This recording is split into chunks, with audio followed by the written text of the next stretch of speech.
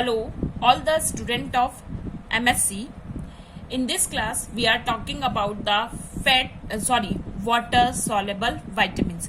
यानी कि जो हमारी लास्ट क्लास थी विटामिन्स की, उनमें हमने फैट सॉल्युबल विटामिन जैसे vitamin A, vitamin D, vitamin E and vitamin के बारे में डिस्कस किया था. अब हम जो बात करते हैं वो आते हैं हमारे वाटर सॉल्युबल विटामिन्स. तो जब हम वाटर सॉल्युबल विटामिन्स की बात करते हैं तो देयर हैज अप्रोक्सीमेटली 9 विटामिन्स. यहाँ हम 9 विटामिन्स है जिनको हम वाटर सॉल्युबल विटामिन्स में इंक्लूडेड करते हैं.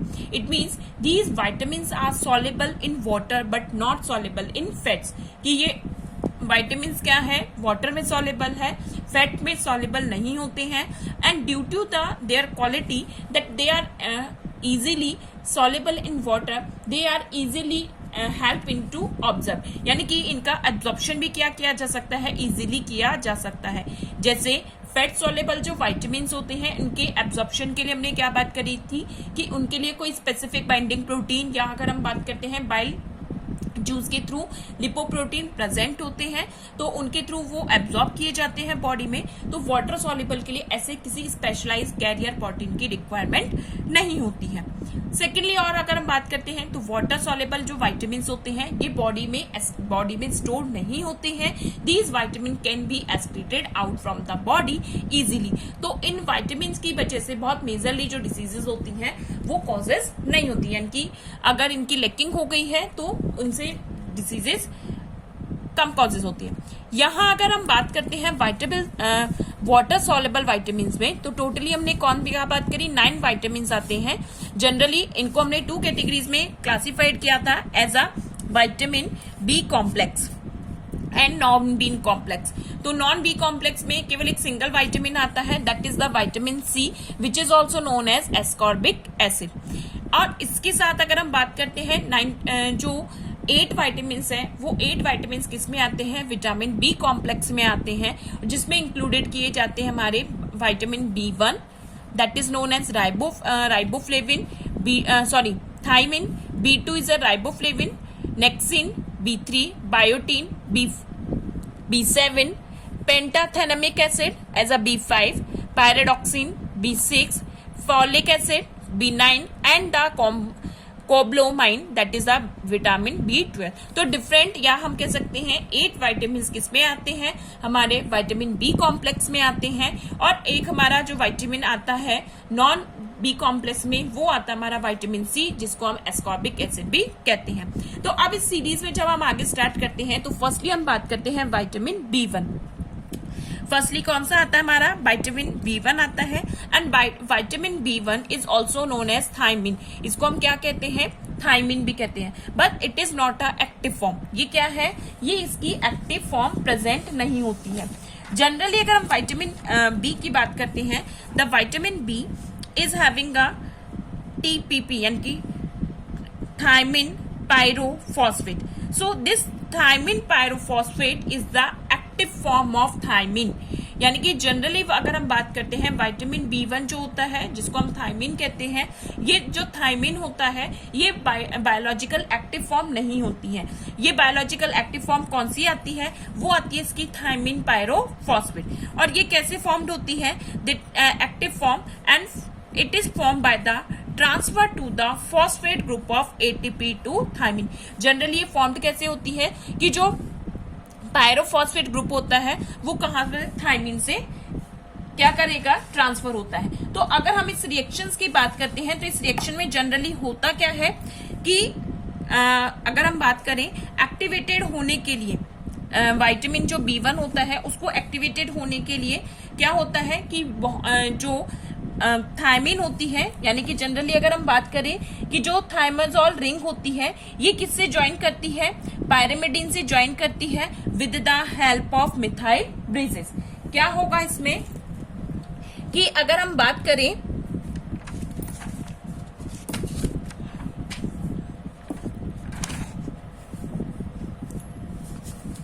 थायमिन का फॉर्मेशन किससे होता है, थायमाजोल जो रिंग होती है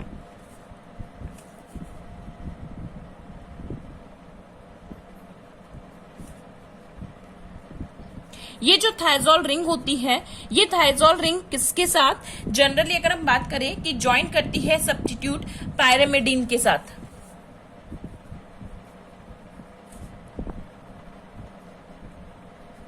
ठीक है, और फिर किसके साथ होगी, इनके साथ जो बॉन्ड करता है, इनके साथ बॉन्ड करता है मिथाइल ब्रिजेस।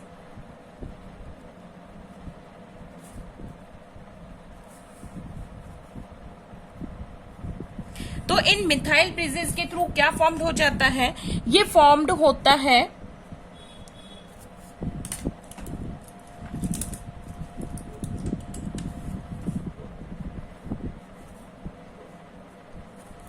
मिथाइल ब्रिजेस के थ्रू क्या फॉर्म्ड हुआ, थायमिन। ठीक है, थायमिन हुआ, और फिर इस थायमिन के साथ क्या होते हैं, दो फॉस्फेट ग्रुप एडअप हो जाते हैं। इस थायमिन के साथ क्या हुआ, दो फॉस्फेट ग्रुप एडअप हो जाते हैं, और क्या बनाते हैं, ये बनाते हैं थायमिन पायरोफॉस्फेट। और क्या होता है, विटामिन B1 यानी कि थायमिन का एक्टिवेशन हो जाता है। तो यहाँ पर अगर हम बात करते हैं, the thiamine pyrophosphate is the active form of vitamin B1, या हम कह सकते हैं विटामिन थायमिन की।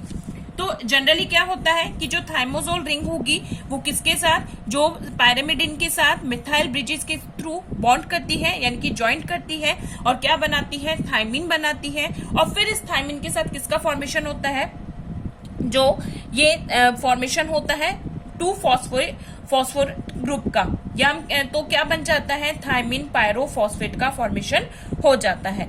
अब जनरली अगर हम बात करते हैं तो थायमिन क्या फंक्शन करता है, द थायमिन यानी कि जो थायमिन टायरोफॉस्फेट होता है हमारा, थायमिन पायरोफॉस्फेट जो होता है, ये एज अ को एंजाइम वर्क करता है। अगर हम इसके बायोलॉजिकल सिग्निफिकेंस की बात करते हैं तो जो थायमिन पायरोफॉस्फेट होता है उसका मेन फंक्शन क्या होता है, it is a energy generating, क्या है, प्रोटीन है, एनर्जी को जनरेट करता है। और साथ के साथ सेकेंडली अगर हम इसके फंक्शन की बात करते हैं तो ये क्या करता है, ट्रांसमिशन ऑफ नर्व इम्पल्स। क्या फंक्शन करेगा, transmission of nerve impulse create करता है। जो विटामिन बी है, इसको एक तरीके से क्या कहा जाता है, it also known as anti berry berry. इसको विटामिन बी को अगर कॉमनली कहें, यानी कि जो थायमिन है उसको क्या कहा जाता है, anti berry beri vitamin and anti neuritic vitamin भी कहा जाता है। तो जनरली इसका फंक्शन क्या होता है, एक तो एनर्जी जनरेट करना, और सेकेंडली क्या होता है, ट्रांसमिशन करना, the transmission of nerve impulse. क्या करता है, जो नर्व इम्पल्स होता है उनको ट्रांसमिटेड करता है। अब अगर हम इसके बायोलॉजिकल फंक्शंस की बात करते हैं तो बायोलॉजिकल फंक्शन में ये क्या क्या वर्क परफॉर्म करता है, बायोलॉजिकल फंक्शन में जब हम देखते हैं, एक तो ये क्या करता है, क्लीव द CC बॉन्ड, यानी कि it break down the carbon carbon bond. Cleavage करता है किसका, कार्बन कार्बन बॉन्ड्स का, क्योंकि ये क्या वर्क कर रहा है, इट्स वर्किंग एज अ को एंजाइम के फॉर्मेशन में ये वर्क करता है। सेकेंडली अगर हम बात करते हैं, ये किस में हेल्प करता है, डी कार्बोक्सिलेशन में, यानी कि जो अल्फा कीटो एसिड्स होते हैं, उन अल्फा कीटो एसिड के डीकार्बोक्सिलेशन में कौन हेल्प करता है, विटामिन B1 या थायमिन हेल्प करता है। कि जनरली अगर हम जैसे बात करते हैं कि ये एज अ कोएंजाइम वर्क करता है, तो हम अगर देखें जैसे पायरुवेट है,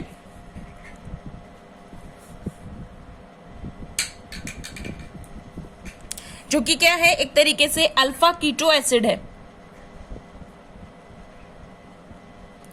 ये अल्फा कीटो एसिड क्या होता है कि in the presence of pyruvate decarboxylase enzyme, in the presence of pyruvate decarboxylase enzyme किसमें कन्वर्ट हो जाता है, कन्वर्टेड इनटू द एसिटाल्डिहाइड,